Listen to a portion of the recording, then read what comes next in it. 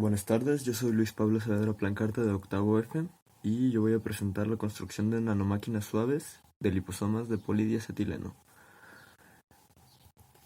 Primero tenemos un índice de qué es lo que vamos a ver en esta presentación. Vamos a hablar de qué es una nanomáquina suave. Vamos a hablar de los polidiacetilenos, la vinculación de halógeno, los polidiacetilenos como sensores de deformación de impacto, las nanomáquinas suaves, sensores de pH, ingeniería de tejidos y una conclusión. ¿Qué es una nanomáquina suave? Para empezar vamos a hablar de qué es una máquina. Una máquina es cualquier objeto que ha sido diseñado con el fin de realizar una tarea. El objeto debe haber sido diseñado y construido específicamente para completar una tarea y consta de múltiples partes distintas que operan juntas para cumplir su función. ¿Qué es nano? Nano es una escala de medida, como podemos ver. Es un multiplicador que se utiliza acompañado a el metro en este caso, que es nuestra unidad de medida. Y así como por 10 a la 9 se representa con los metros, por 10 a la menos 9 se representa con los nanómetros. Y así tenemos micrómetros, milímetros, y vemos como en cada escala de medida hay pues diferentes cosas que se pueden utilizar para medir con esta escala.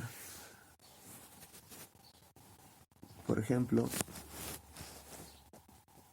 aquí tenemos una comparación como cuando estamos hablando de por 10 a la 8 nanómetros, estamos hablando de cosas del tamaño de una pelota de tenis.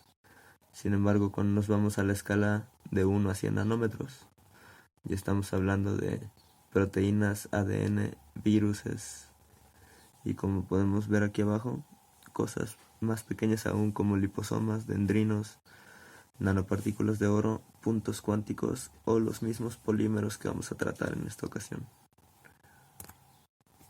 ¿Qué significa suave? En este estudio en específico, al decir que se trata de nanomáquinas suaves, para fines prácticos quiere decir que son de un material no metálico. En su mayoría son compuestos orgánicos, hechos principalmente de carbono y de hidrógeno. Entonces, ¿cómo son? Bueno, como pudimos ver en la primera imagen de la presentación, son parecidas a una enzima que podría operar como parte de la maquinaria dentro de una célula, y están basadas en una plataforma que es un ensamblaje esférico de pequeños componentes moleculares. Vamos a hablar de qué son los polidiacetilenos. Bueno, los polidiacetilenos son una molécula que se forma a partir de un monómero de diacetileno que, cuando colocamos con ciertas características específicas que vamos a mencionar a continuación y se le aplica rayos gamma, rayos X o a veces incluso solo calor o rayos UV, se convierten en polidiacetilenos. En estos diagramas nos muestra cómo tenemos la formación del monómero de diacetileno con una molécula de carbono, un enlace de carbono y un enlace triple, un enlace simple, un enlace triple. Y las R's que están a los lados significa que en esa parte puede ir ensamblada la molécula, cualquier cosa que sea compatible con la molécula de la que estamos hablando, ¿no? Ahí se nos muestra cómo se le aplica rayos UV o rayos gamma y la molécula de diacetileno, el monómero, se convierte en polidiacetileno, que podemos ver que está compuesto de una estructura más compleja de un enlace doble, uno simple, uno triple, uno simple, uno doble, y así sucesivamente. Lo mismo pasa con las R's. Ahí puede ir cualquier cosa que sea compatible con la molécula. En la figura de abajo podemos ver cuál es este orden, cuál es este proceso que tiene que llevar el diacetileno, el monómero de diacetileno, para que al aplicarle la luz o los rayos gamma o X se convierta en un polímero de polidiacetileno. Tiene que tener entre una molécula y otra, tiene que haber 5 Armstrongs de separación, que es una medida que significa por 10 a la menos 9 metros, por 10 a la menos 10 metros. y tienen que estar con un ángulo de 45 grados entre una y otra.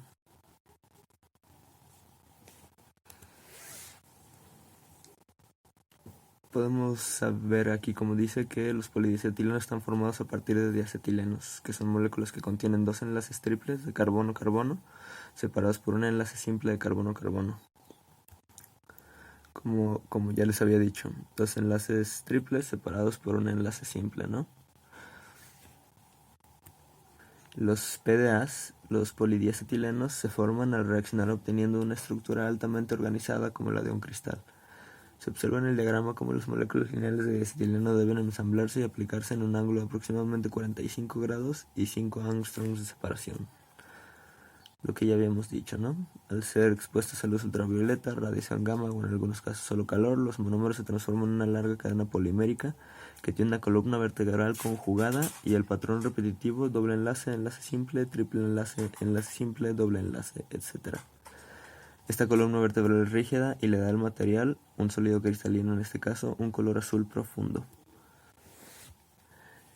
El proceso de diseñar moléculas para que se ensamblen en sólidos cristalinos que tienen características estructurales particulares, como los que se muestran en la figura 1, se conoce como ingeniería de cristales.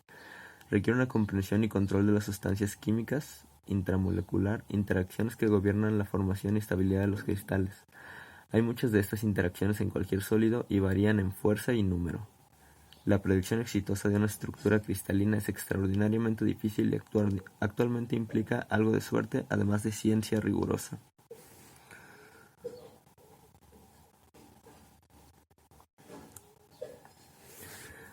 La vinculación de halógeno.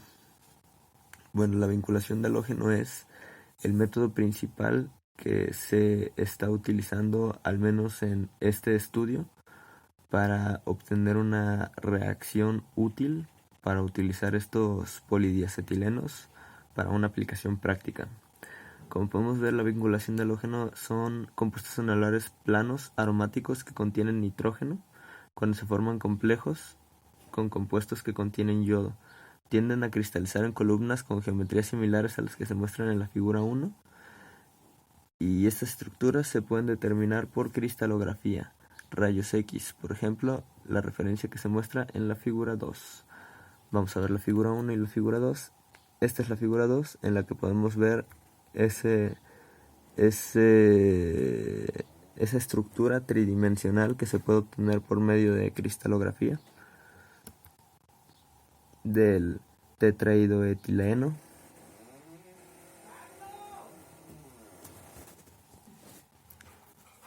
Y bueno, la figura 1 es la figura que ya vimos de la formación de nuestro primer polidiacetileno de ejemplo.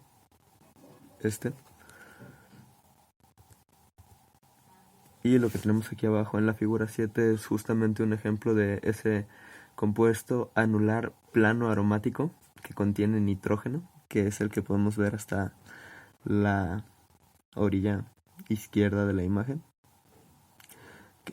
Como pueden observar, luego tiene esta cadena de un carbono, tres carbonos, un enlace de carbono, un enlace triple, un enlace simple, un enlace triple, que como nos dice aquí, tiende a cristalizar en columnas geométricas similares a la que obtenemos en la primera figura. Los polidiacetilenos como sensores de deformación e impacto. En el estudio se trató muy interesante aplicación como sensores de deformación e impacto de los polidiacetilenos. Se nos cuenta que se ha incorporado diacetilenos en polímeros para crear empaquetamiento inteligente. Los monómeros de diacetileno se pueden dispersar en materiales de embalaje sin tener un efecto importante en las propiedades del material. Con un diseño adecuado, el embalaje puede detener impactos, radiación ultravioleta o gamma. O sea, literalmente se pueden usar como microarmaduras para cualquier cosa que se quiera transportar, que se quiera meter dentro del cuerpo, por ejemplo, que se quiera conservar. Como estamos viendo aquí, si son resistentes a radiación ultravioleta o gamma, pues puede ser un perfecto empaquetamiento para nanocomponentes que estén en satélites, por ejemplo, o cualquier aplicación en ingeniería espacial. La fotografía al lado es una fotografía con un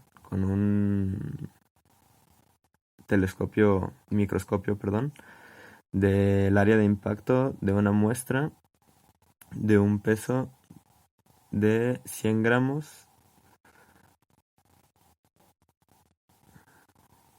Ok, siguiente. Los PDAs. Otra característica de los PDAs que ha recibido una amplia atención en el diseño de los sensores es el cambio de color azul formado inicialmente a rojo con la aplicación de una tensión o estrés. Este estrés puede tomar muchas formas, incluyendo estrés mecánico simple, calor, pH o en sistemas más complejos, bacterias o viruses. Esta foto que tenemos abajo a la derecha muestra realmente cómo unos compuestos con diferente cantidad de PDAs en él reaccionan diferente a bacterias o viruses a los que les fueron aplicados. Bueno, de las nanomáquinas suaves podemos decir que a menudo los PDAs en forma de vesícula de escala nanométrica se utilizan debido a su mayor sensibilidad y el hecho de que pueden dispersarse en el agua. Los liposomas son pequeñas estructuras esféricas hechas de fosfolípidos, componentes claves de las membranas celulares. Tenemos aquí una representación de un liposoma de una PDA. Y podemos ver también que en lugar de fosfolípidos nuestro trabajo ha hecho uso de ácido pentacosatinoico, de ácido graso que contiene diacetileno, PCDA13. Como los fosfolípidos naturales, el PCDA es un anfífilo que contiene un extremo hidrófilo y un extremo hidrofóbico, que le permite autoensamblarse en un liposoma. Hidrófilo significa que atrae el agua y hidrofóbico lo contrario, evidentemente. Como podemos ver aquí, el liposoma tiene aproximadamente 110 nanómetros de diámetro y 6 nanómetros de ancho, por lo que tiene una gran cavidad interior llena de agua de casi 100 nanómetros de diámetro. Las moléculas hidrofóbicas pueden estar encapsuladas en el núcleo interno, mientras los compuestos hidrófobos migran a la bicapa lipídica. El exterior del liposoma se puede decorar con compuestos biológicamente activos como azúcares, aminoácidos y sus derivados poliméricos, polisacáridos y proteínas. Incluso se pueden insertar segmentos de ADN y nanopartículas metálicas. Esto nos da una idea de, pues, las muy amplias aplicaciones que puede tener esto, ¿no? Pueden transportar partículas metálicas que pueden servir para lecciones con aparatos externos, pueden transportar segmentos de ADN para, no sé, como que sirvan como vacunas, como las nuevas vacunas de ARN que están saliendo. Y bueno, nos comentan también que cada una de estas modificaciones altera las propiedades y los usos potenciales de los liposomas. Esto, aunado a su pequeño tamaño, la variedad de funcionalidades posibles y la capacidad de los liposomas para responder a su entorno nos permite definirlos como nanomáquinas blandas. Aquí al lado podemos ver un ejemplo de lo que podría ser una formación de un nanomotor en base a estas esferas de moléculas hidrofílicas e hidrofóbicas, formando algo parecido a un motor. Por último tenemos una aplicación muy importante, muy interesante, que se dio en el paper como sensor de pH. Esta es especialmente importante hasta ahora por el buen uso que se le ha podido dar, ya que estos sensores de pH son reutilizables debido a que al extraer la sustancia ácido o base, este sensor también va a volver al color inicial o al color reaccionario, por así decirlo. Como podemos ver, aquí nos dice que cambiar el hidrófilo de un ácido carboxílico de una hidracina, los liposomas cambian de azul a rojo a medida que la solución se va transformando de más neutral a más básico. Sin embargo, a diferencia del ácido carboxílico, cambiar el pH a ácido también restaura el color azul, haciendo que el sensor de pH sea reutilizable, como habíamos dicho. También demostramos que colocando un hidrofóbico distinto, como lo es el fluoroforo, en la bicapa, los sensores activan la fluorescencia cuando está en forma roja, pero se apagan de nuevo con el ácido. Para algunas aplicaciones, los biosensores deben inmovilizarse en lugares en vez de dispersarse libremente en la solución, como podría ser, por ejemplo, en la detección de ciertos patógenos en heridas externas o cosas parecidas. Para abordar esto se han incorporado en un biopolímero conocido como alginato para hilar las soluciones resultantes en fibras que podrían utilizarse en vendajes para heridas o andamios de ingeniería de tejidos. En conclusión, los usos que se le puede dar a esta tecnología van mucho más allá de los mencionados en este artículo. Entre otros varios, se expecta que la cavidad interior se puede utilizar para transportar medicamentos u otros materiales biológicamente activos a ubicaciones específicas dentro del cuerpo. Las nanopartículas metálicas pueden ser encapsuladas para permitir el control externo sobre el movimiento de los liposomas o los campos magnéticos oscilantes. Pueden calentar las estructuras para desencadenar la liberación del contenido encapsulado bajo demanda. Los liposomas pueden ser modificados independientemente de muchas formas. La variedad de funciones que pueden incorporarse para permitir dispositivos multifuncionales complejos. Podemos concluir que su utilidad solo está limitada por nuestra imaginación. En conclusión, pues esto que son de tan variada utilidad y tienen tanto por ofrecer que con ellos podríamos hacer casi cualquier cosa hasta el momento. Y esa es mi conclusión. Espero que les haya gustado, profesor. Que tenga muy buen día.